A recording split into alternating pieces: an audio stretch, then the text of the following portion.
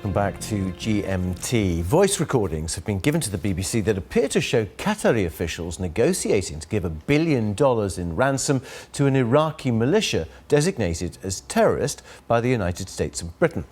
How much was finally paid to the militia, Kataib Hezbollah, remains a mystery. From Doha, though, Paul Wood has been investigating. After 16 months held in a windowless basement, freedom for a group of Qatari royals and their friends. This was the end of an ordeal that began when they were kidnapped while hunting with falcons in Iraq. Could getting them back have cost $1 billion, the largest ransom in history? Zayed al-Hayrin, the Qatari ambassador in Baghdad, conducted negotiations with Hezbollah in Lebanon and Iraq, listed by the US as terrorist. Hezbollah Lebanon, Hezbollah Iraq all want money, says a text apparently sent by the ambassador to the Qatari foreign minister. And this is their chance. They are exploiting this situation, all the more as we near the end. All of them are thieves. God help us, the foreign minister replies.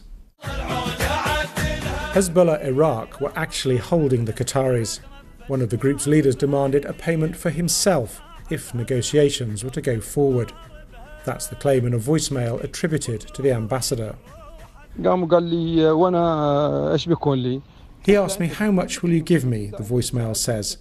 The man told me, frankly, "I want 10, meaning $10 million. I told him 10, I'm not giving you 10, only if you get my guys out 100%.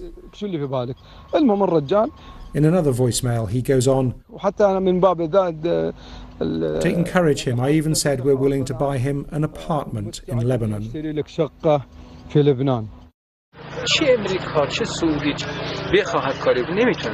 Iran, which arms and trains Hezbollah, got involved through its general Qasem Soleimani, who is himself under international sanction. At one stage, it seems, the astonishing sum of $1 billion was on the table. Soleimani met with the kidnappers yesterday, the ambassador texts the foreign minister, and pressured them to take the $1 billion. How much cash was finally flown to Baghdad on a Qatar Airways plane? Qatar's enemies say the evidence from the ambassador's phone points to $1 billion, and possibly even more. Qatar says it was well short of that. The evidence we've seen is inconclusive, but it seems it was at least hundreds of millions of dollars. Officials here in Qatar insist that no money was actually handed to so-called terrorist groups, only to the Iraqi government.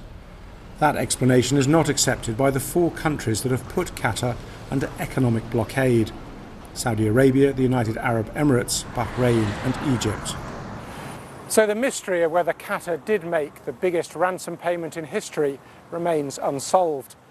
The phone records show the Qataris being extorted. Their critics say they have long been willing financiers of terrorist groups. That's the issue underlying the economic blockade of this place, and the two sides are as far apart as ever. Paul Wood, BBC News, Doha.